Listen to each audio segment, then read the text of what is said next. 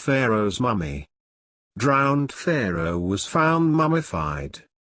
There is a problem in the Bible. It insists that Pharaoh's body drowned in the Red Sea. The problem is that Pharaoh wore body armor that would have sunk his body to the bottom of the sea. But we already discovered all mummies of pharaohs in the New Kingdom. There is no such thing as a missing Pharaoh's mummy from the time of Moses. So if he really drowned, then his body armor should have sunk him to the bottom of the sea and his body should be missing today. The soldiers did not wear any armor, but the Pharaoh did.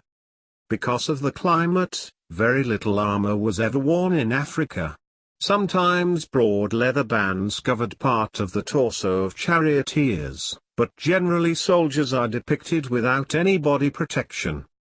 Again, the pharaohs were, not surprisingly, the exception. Pharaohs wore scale armor. Copper and iron scales were sewn to leather and fabric. Then semi-precious stones were added for decoration. The pharaohs often wore scale armor with inlaid semi-precious stones, which offered better protection, the stones being harder than the metal used for arrow tips. This metal armor plus the semi-precious stones are much denser than water and should have sunk the corpse of the pharaoh to the bottom of the sea. Instead, we found his body inland mummified. Since they didn't have the technology to find and raise his body, Christians have to explain who raised his body from the bottom of the sea. But the Quran didn't do this mistake. Instead, the Quran insists that Allah specifically saved Pharaoh's body.